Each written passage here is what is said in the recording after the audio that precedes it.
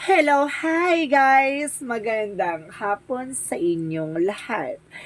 This is Chin Rodriguez from Asagari Channel, a faith healer, also mata reader. So ngayong hapon na to, tignan natin ang nagsasabihin sa inyo ng ating mga gabay. This is a special gabay for the month of January 16 hanggang January 22 for the sign off. Pisces. So, Pisces, welcome to my channel. Ano kayang messages, advices ng spirit guides ang ating masasagap for today's video? Kano naman kayang energy o kaganapan sa buhay ng mga Pisces ang ating mahagilap. So guys, this reading is a general reading lamang. Hindi lahat makaka-resonate. Kunin lamang pa makaka-relate sa inyo and comment down below kung kaninong energy ang ating nasagap. And of course, don't forget to like and subscribe my channel and hit notification bell for more videos update. And of course, maraming salamat po sa mga walang sawang pagsuporta sa aking channel. Lalong-lalo na hindi nag-skip ng ads na way pagpalain kayo ng Diyos at may kapal, siksik-liglig na gumapang biyayang manumbalik sa inyo. And of course, umpisahan na natin ang laban for the sign of Pisces. So, Angel Spirit, please give me an information. Ano kayang gusto sabihin sa inyo ating mga gabay? So, there's a partnership, unconditional love. So, some of you Pisces, mukhang in love. So, there's a possible na talagang nagmamahal ka ngayon. Totoo ba? And there is a sword, mag-ingat ka lang. There's a negativities around you. There's a toxicities. So, there's a, kumbaga, blockages, no? Kumbaga, napapalibutan ka ng mga negatibo dito. So, let's see. Additional messages, and because there's a strength card. So, there's a confidence, no? Kailangan mo maging matapang, lakasan ng pakiramdam, no? And there is the high priestess. So guys, there's a hidden agenda or hidden enemies. There is a mystery behind, no? May mga bagay na hindi ka pa nakikita. May mga bagay na parang hindi ka nalalaman. May mga bagay na or tao sa paligid mo, no? Na may lihim na inggit at galit sa'yo. So let's see what is additional messages. And because there's a Three of Pentacles, so there's a collaboration, no? Kumbaga, there's a teamwork. So, ibig sabihin dito, kailangan yung, kumbaga, makipag-collaborate or makipag-usap, o kumbaga, kailangan nyo ng connection, or kailangan nyo ng heart-to-heart talk conversation. And because there's a King of Pentacles, so there's a security. Kailangan maging secure ka about sa finances. Na huwag ka magpapalinlang, huwag ka magpapabudol, huwag ka kumbaga, maging secure ka pagdating sa mga resource of income or finances mo. So, let's see what is the Two of Cups. Represent the Hangman. So, there is a something delays or something na baguhin ng perspective or pananaw mo sa buhay, no? So, let's see what is the Ace of Swords.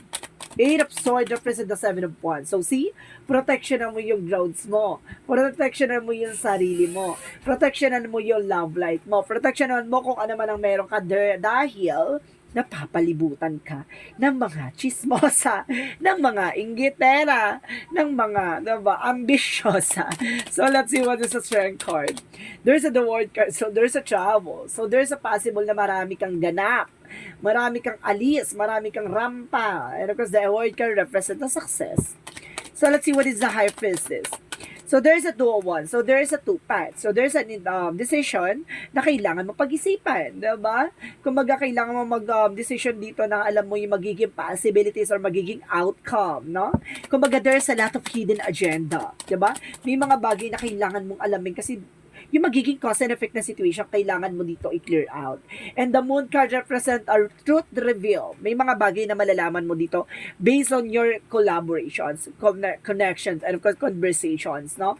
Marami kang malalaman dito, baka bibiglang may mag-message sa'yo or mag-email sa'yo, or suddenly, baka makapag-usap kayo by verbal. So, let's see what is the King of Pentacles. So, there is a Two of Pentacles. So, there's a balance. So, kailangan mo maging balance dito, no? Lalo-lalo na pagdating sa finances. So, let's see what is the Two of Cups and the Hangman. And of course, there is a Three of Swords. So, see, I told you so. No, kumbaga kailangan mo baguhin ang pananaw mo. Pagdating sa love life, maging secure ka. Hindi mo kailangan mag-open up, hindi mo kailangan mag-share dyan kineso. Kung either there's a low-key kayo, diba? Kumbaga, itago mo kung ano man dapat mong itago. Kasi may tendency, kumbaga, dahil sa inggit, no, sa'yo, no, maaaring gustong sirain ang relasyon mo, no? or something a partnership na kumbaga maaaring nagbibigay sa dito ng ano, kumbaga kumbaga may gagawa ng sisira ng relasyon nyo, may ganon. Dahil sa inggit, no? There's a chismis. The Seven of Cups is represent a confusion, no? Kumbaga protection mo yung sarili mo baka kasi mayroon dito inggiterang manggugulo, no? So let's see what is the strength card. And of course, there's a word card. So there's a temperance, a perfect timing. So there's a perfect timing talaga pagdating sa success. Hindi mo na makukuha yung success ng madalian eh. Or something, kailangan mo maging matapang, maging malakas ang loob, humarap sa mga takot at pangamba mo. No? And the word card represent a travel, success coming your way. And temperance is a perfect timing. And of course, there's a Three of Cups. At sinasabi na Three of Cups is as a celebration or something a third party involved. No? Kailangan mo mag-decision dito na pagdating sa mga decision, sa mga relasyon, sa mga ganon, no, may mga bagay na kailangan mong iset aside, no? Pagdating sa love life, pagdating sa friend, no? Kumbaga, there is an information na parang sinasabi sa'yo dito na kailangan maging disiplinado kapag dating sa love life. So, let's see what is the Three of Pentacles and the Moon card represent the Two of Swords, no? There's an indecision. Kumbaga, magkakaroon ka dito ng parang pagdadalawang isip or kumbaga, pagdidesisyon na parang, diba, kumbaga, nahihirapan kang magdesisyon, gano'n. Kumbaga, kailangan mo dito pag-isipan ng klaro at malinaw, no? And there's a Moon card for a revelation. Marami kang revelation malalaman. So, there's a King of Cups at King of Pentacles and the Two of Pentacles represent the Nine of Cups. So, there's a wish fulfillment, no? May mga bagay na kung gusto mo yung ginagawa mo, may mga bagay na kung gusto mo matupad yung pangarap mo, ngayon pa lang umpisahan mo na, no?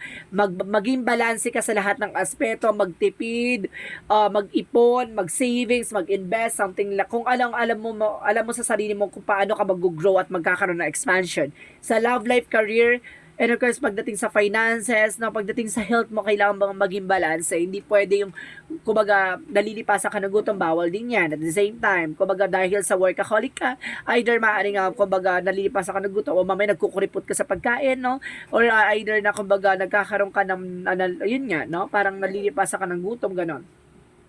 So let's see what is the outcome. Outcome is the Four of Cups. Re-evaluate or analyze. No, kailangan mo pag-isipan. Hindi ka pwede maging padalos-dalos. And of course, there is a Queen of Wands represent a confidence. So, kailangan mong magkaroon confidence sa ginagawa mo. I-analyze mo, i-visualize mo. And of course, wag mong papahalata ng parang there's a lack of knowledge ka doon. Parang ibig sabihin nito, kailangan mo pag-isipan na, di ba, desidido ka at alam na alam mo yung ginagawa mo. Hindi ka pwedeng, hindi ka pwedeng kumbaga, ipakita mo na may takot ka, pangamba ka sa ginagawa mo. Basta i-analyze mo yan. At the same time, there's a Hermit card. There's a soul searching. May mga bagay na maglilinaw sa'yo about sa spirituality. So, let's see what is the additional messages for career. Pagdating naman sa career is the Ace of Wands. So, there's a new beginning coming your way. No, may bagong simula and new plans, no? And of course, parang maaabot mo yung mga bagay na gusto mo makuha with the Page of Swords, no? Parang aalamin mo, tutuklasin mo, i-discover mo yung mga bagay kung paano mo ma-enhance ang skills and abilities mo. So, pagdating naman sa love life, there's a Seven of Swords, no? There's a cheating lying on you, no? Ibig sabihin dito, kumbaga the Eight of Pentacles, no? Ibig sabihin dito, maaaring lokohin ka sa trabaho mo or lokohin ka ng katrabaho or either baka may katrabaho to, di ba? Na there's some hidden secrets, no? Kasi sinasabi dito, there's a secret reveal. Pagdating sa trabaho mo, baka maaaring may gusto sa'yo or maaaring may gusto sa person mo kung magkasama kayo sa trabaho. So, be aware. Pagdating naman sa health, there's an Eight of Wands. So, there's a fast communication and fast movement. Maaaring gagaling ka sa anumang uri ng karamdaman mo with the Ten of Wands, no? Kumbaga, yung burden na nararanasan mo, kumbaga kaakibat ito, meron lang taong, kumbaga, nagpapastress sa'yo, no? Kumbaga, mag-ingat ka sa mga negative thoughts mo, na yung mga iniisip mong nega or drama. Now, so let's see what is additional messages for magical fairy messages. For magical fairy messages, Angel Spirit Guide, please give me information. So, there is a goodbye to the old, hello to the new. So, di ba? Kumbaga may mga bagay na dapat ay lipas na, nakaraan na. No? And of course, dapat ini-embrace mo na yung kasalukuyan. Kasi yun yung, kumbaga, yun yung current situation mo na alam mo magkakaroon ka ng something na pagbabago at alam mo mai-improve mo yung sarili mo. Diba? Ano yung nakaraan? Yun yung silbi na nakaraan. Kumbaga, there's a information na dapat mo natutunan. Diba? And there's a you desire is within reach. No? Yung mga pangarap mo, yung mga hangarin mo, yung mga gusto mo, makukuha mo yan in your favor. Diba? Kumbaga, gawin mo lang yung mga bagay na alam mo makakatulong sa'yo kung ano, alam mo yung mga bagay na magkakaroon sa'yo ng benefits and impact, alam mo yung magsuserve sa'yo sa huli, gawin mo. Kasi at the end of the time, ikaw pa rin yung magdidesisyon sa buhay mo. 'Di ba? May mga bagay lang talaga na kailangan mong pag-isipan bago ka mag-take ng action. So let's see what is the yin and yang oracle card. And kasi sinasabi dito, there's a comfort zone. So, kailangan mong kumawala sa comfort zone mo. Sa mga bagay na kinakatakutan mo, sa mga bagay na iniiwasan mo. No? Pakawalan mo yan. And kasi sinasabi dito, there's a toxicity, pattern. So, see, there's a toxic talaga na nagdadala sa'yo dito. See? Kumbaga, there's a toxic and of course pattern. It's either a toxic family, toxic friends, toxic relationship, or either a toxic environment. At the same time, there's a twin flame. So, ibig sabihin nito, maaaring matagpuan mo na yung twin flame mo. No? Maaaring magkita na kayo, maaaring magkasama kayo. Pero kasi sinasabi sa'yo dito, maaaring, kumbaga kaakibat dito is a karmic relationship. No, maaaring kumbaga pagdadaanan niyo talaga yung mga pagsubok sa buhay kapag ang relasyon talaga sinubok ng panahon at sinubok ng pagkakataon, sinubok ng mga problema, sinubok ng mga kung ano-ano mang drama sa buhay ng pamilya, relasyon, pag-ibig, pera, no? Kumbaga sinasabi sa inyo pag nalagpasan niyo yan, kumbaga talagang, 'di ba? Twin flame kayo. At the same time talagang kumbaga nasa karmic relationship kayo. So let's see what is additional messages for Archangel Raphael. Proceed tayo sa Archangel Raphael. So there's a Jesus the Divine Healer. So ibig sabihin nandito si Archangel Raphael for your healing. So ibig sabihin binibigyan ka ng information na nandito si Jesus na kumbaga pagagaling ka sa anumang uri ng karamdaman mo. No, ibig sabihin it's either lumapit ka, magdasal ka, and there's a home help. So kailangan ng tulong ng inyong tahanan ng ating kumbaga humingi ka ng tulong kay Archangel Raphael, no? Kailangan niyo ng tulong ni Archangel Raphael. So let's see what is chakra messages. There's a perfection. So, ibig sabihin dito, alisin nyo yung mga mindset nyo na alam nyo, diba, nagpapagulo sa inyo. There's a release. So, ito yung sinasabi, pakawalan mo, no? Yung mga bagay na nagbibigay blockages. And there's a gratitudes, no? Kumbaga, maging mabuti, maging mabusilak, or maging mapagkumbaba, or mapagmahal sa kung ano man ang meron ka. Mapagpatawad at surrender mo lahat ng mga bagay na alam mong nagsisilbi ng blockages. So, let's see what is Archangel Michael. Archangel Michael. So, there's eternal love. So, may hanggang wakas sa pag-ibig, diba? So, then, nandito talaga yung something, all the sacrifices, diba? And of course, there is a be gentle with yourself. Basta wag mo masyadong pinipressure yung sarili mo. No, wag, nandun ka na sa laban na laban, pero wag mo masyadong ipakita na mukha kang kalaban. Charis. Ganon. Laban na laban lang tayo, pero hindi tayo mukhang kalaban. So, let's see what is the Romance Angels. There's a children. Some of you may mga anak na. There's a children's. And of course, there's attraction. So, there's an attracted. May, kumbaga, meron ka pa, kumbaga, there's a romantic something na, kumbaga, di ba, na-attract ka pa, or something, kumbaga, itong tao na to, kumbaga, something new, no? Sa pagdating sa Pisces na maaaring may bagong pag-ibig na papasok na parang very attracted ka sa tao na yon. No? Parang, di ba, something spark.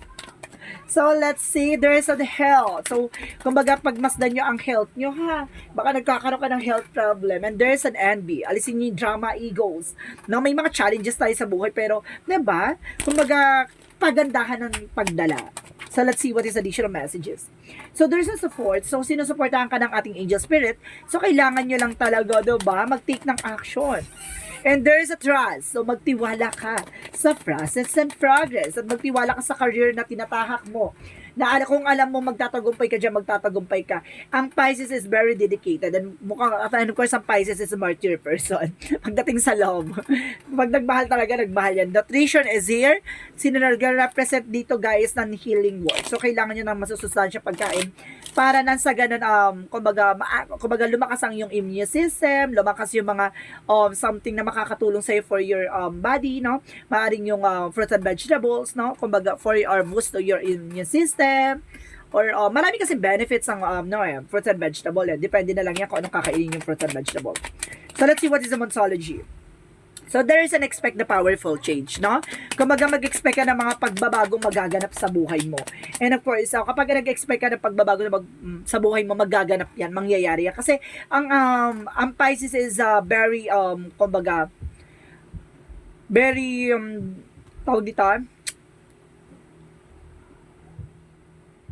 Okay, yun yung mga tao nga, kumbaga pag ginusto niya, gano'n. Pag pinangarap sila, kumbaga very dedication, no, sa ginagawa. Yun yung sinasabi ko, oh my God. And your dreams need a practical plan. So yun nga, no, kailangan maging practical ka. Kung may mga plano ka sa buhay mo, gano'n.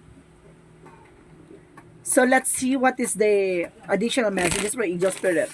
Parang medyo nag-ano tayo dun kasi parang may dumaan na angel sa ata. Or nahang tayo. There is a transmutation, purification, paglilinis. No, linisin mo yung sarili mo.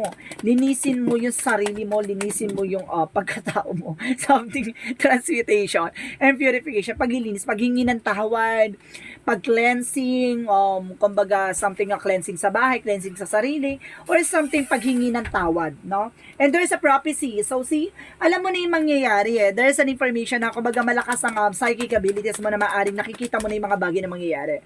So ibig sabihin dito, kumbaga alam mo sa sarili mo kapag talagang dedicated ka sa ginagawa mo, matutupad yun. And because there's a lucid by dreams, there awareness, opportunities. No? Kumbaga, alam mo, yung aware ka sa mga bagay na mangyayari sa buhay mo. And of course, there's opportunities. Alam mo, oportunidad yan para matutunan mo, malaman mo yung mga bagay-bagay na makakadagdag ng kaalaman mo. At the same time, nang kumbaga, alam mo, magkakaroon ng growth and expansion. So, let's see what is the energy. Energy represent a woman holding a coin. So, some of you kung ikaw ay Pisces na women, ikaw may hawak ng finances, ikaw yung Pisces na lalaki, ikaw yung, kumbaga yung person may hawak ng finances. And of course, there's a second chakra archangel Uriel about sa finances. Tutulungan ka daw ng archangel Uriel pagdating sa finances. At the same time, there's a cornucopia. So, ibig sabihin, kailangan nyo talaga ng fruits and vegetables. My God! So, let's see what is additional messages. What is additional messages for angel spirit? So, there's a trust the timing. See? There is a perfect timing. Diba? Life will be unfold. Or, so, let's see what is the Jesus loving quotes. So, whosoever shall do will all my Father which is in the heaven, the same in my brother, sister, and my mother. So, ibig sabihin, yung mga bagay na dapat mong ginagawa sa iyo, sa ating Panginoon, sa ating Ama, ganun din daw ang ginagawa mo sa ating mga kapatid, sa ating mga magulang, no? So, ibig sabihin dito, be grateful and be kind, diba? Sa mga bagay-bagay o sitwasyon. Kasi hindi naman sa lahat ng oras, nandiyan sila, and at the same time, kumbaga, may mga pagbabago magaganap. So, mag-ingat, no? So, let's see, there's an angel's answers. So, mag-isip kayo na magiging question nyo regarding sa anumang tanong or anumang gusto nyo isang katanungan dito, no? Nandito ang kasagutan. There's a yes or no then, no? Depende ito sa magiging answer kung ikaw ay naka-resonate, no? Huwag masyadong assuming kapag hindi hindi nag-impact sa iyo ang ating baraha, kung hindi mo energy yung labas at nasagap natin. Huwag po tayo mag-inert dyan, ha? Kasi ganun po talaga. This is the general reading lamang. Kung gusto mong energy mo yung masagap, magpa-private reading ka. So, let's see. There's an angel's answer. Give me an answer for the question. And there's a forgiveness. So, talaga, there's a forgiveness heals. No? Kumbaga, ang kapatawaran talaga magsisilbing kagalingan sa lahat ng aspeto. And of course, there's a get more information. No? Alamin mo mga impormasyon na magdadala sa'yo ng bagong eksena. At kumbaga, maglilinaw sa'yo. And there's a communication is the key. Communicate clearly. No? Kailangan mo makipag-usap ng maayos at kailangan mo makipagtalakayan ng malinaw, gano'n. Kumbaga, there's an information na there's a verbal expression or something na kailangan nyo na pag-uusap ng or heart-to-heart conversation, guys. So, let's see what is the angel's number. There's a yes, ha? There's a yes. Angel's number represent 77, I am brave. Ito yung sinasabi kanina pa, kailangan mo maging matapang. It is time to move on from the old pattern. Ito ba, meron ako yan, nandito yan. Si no? Goodbye to the old, hello to the new. Di ba yun? Let's see, no? Parang gusto ko clear out kung ngayon. Sabi ko na goodbye to the old, hello to the new. Ito ngayon, goodbye to the old. Ano kasi sinasabi dito? It's time to move on from the past, from the old pattern, habit, and fears. Now it's the time to walk in the direction of your biggest desire. And ambition, now it's the time to be bold and brave. So ngayon, kumbaga kailangan mo nang pakawalan yung nakaraan. Kumbaga humarap sa kasalukuyan at kailangan mo ng tignan yung magiging posibilidad ng mga bagay-bagay na mangyayari sa hinaharap. No, iwasan na yung pagiging nega, iwasan mo na yung pagiging madrama sa buhay. Ano kasi sabi sa'yo dito, bagkos pag-isipan mo yung magiging action and decisions mo. No, tignan mo lagi guys ang magiging cause and effect ng situation bago ka mag-take ng action. So this is the special gabay for the month of January 16 hanggang January 22 for the sign of